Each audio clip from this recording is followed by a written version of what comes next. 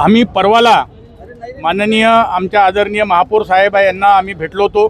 त्यांना आम्ही निवेदन दिलं होतं की जो भांडेवाडीचा कत्तलखाना आहे तो त्यांनी पाडला पाहिजे आणि त्या दिवशी त्या जागेवर जे काही कर्मचारी महानगरपालिकेचे होते त्यांना हे माहीत आहे की गायचे अवशेष कुठून आणले गेले आहे, त्या सर्वांना निलंबित करा अशी आमची मागणी होती। म्हणून आम्ही महानगरपालिकेचा घेराव केला।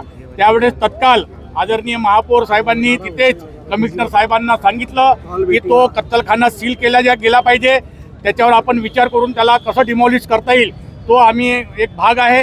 दुसरा भाग की जे कर्मचारी त्याच्यामध्ये होते त्यांना त्वरित निलंबित केला गेलं पाहिजे। गेल्या 3 दिवसापासून हे प्रोसेस सुरू आहे। काल पुन्हा आदरणीय महापौर साहेबांसोबत आमचं बोलणं झालं, कमिशनर साहेब इटनकर यांच्यासोबतही आमचं बोलणं झालं। त्यांनी आम्हाला आश्वस्त केलं आहे की आम्ही त्या कत्तलखान्याला सील केलेलं आहे आणि कर्मचाऱ्यांवर आम्ही कारवाई करतो आहे। दुसरा, आम्ही कमिशनर पोलीस साहेबांना जे सिंगल साहेब आहे त्यांना आम्ही निवेदन दिलं होतं की भांडेवाडीचे PI निरीक्षक आणि पारडीचे पोलीस निरीक्षक आणि अन्नपूर्णा मॅडम DCP यांना तुम्ही तत्काळ निलंबित करा किंवा त्यांची ट्रान्सफर करा। काल रात्रीला आम्हाला माहीत पडलं की पोलीस कमिशनर साहेबांनी वाठोडा पोलीस स्टेशनचे निरीक्षक, त्यानंतर पारडीचे पोलीस निरीक्षक आणि अन्नपूर्णा मॅडम यांचे तत्काळ त्यांनी बदली केलेली आहे। त्यांनी त्या विषय घेतला। त्या रात्रीच आम्हाला DCP मदने साहेबांनी सांगितलं का आम्ही हे जे तुम्ही काही बोलले होते ते आम्ही कमिशनर साहेबांना पूर्ण केलं।